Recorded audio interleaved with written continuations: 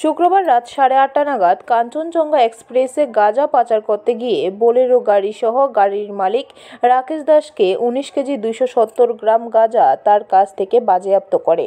জানা যায়, রাকেশ দাসের বাড়ি উদয়পুর মহকুমার অন্তর্গত পালাটানা গ্রাম পঞ্চায়েতের 6 নং ওয়ার্ডে। পরবর্তী সময় রেল পুলিশের সন্দেহ হওয়ার ফলে তাকে জিজ্ঞাসাবাদ করার সময় সে পালিয়ে যাওয়ার চেষ্টা করে। তখন উদয়পুর রেল স্টেশনে থাকা অন্যান্য রেল পুলিশ কর্মীরা তাকে ধরে ফেলে।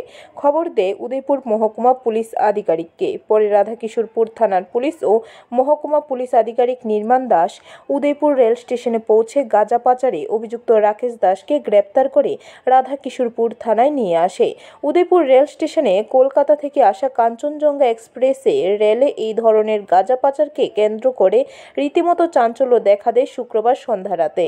মহকুমা পুলিশ আধিকারিক নির্মাণ দাস সাংবাদিকদের প্রশ্নের উত্তরে জানান, এই গাঁজা পাচারের সাথে রাকেশের কিভাবে যোগাযোগ হয়েছে এবং কোথায় থেকে এই গাঁজাগুলি প্যাকেটবন্দি করা হয়েছে এই নিয়ে জিজ্ঞাসাবাদ করা হবে। আজকে উদয়পুর রেলওয়ে স্টেশনে আমাদের আরকেপুর পিএসের অফিসার্স এবং জিআরপি উদয়পুরের অফিসার এবং স্টাফ একসঙ্গে জয়েন্ট ভেহিকেল চেকিং করছিল যখন কাঞ্চনজঙ্ঘা এক্সপ্রেস আগরতলা থেকে সাবরুম উদ্দেশ্যে যাচ্ছিল। তো সেই সময় একটি ব্যক্তি উদয়পুর রেলওয়ে স্টেশনে একটি বোলেরো পিক আপ গাড়ি করে আসে এবং ওকে সাসপিশিয়াস লাগে। যখন ট্রেনটি এসে দাঁড়িয়েছিল তখন ওনার ভেহিকেলটা সার্চ করে ওটার মধ্যে থেকে 9 packets of suspected to be dry ganja পাওয়া গেছে।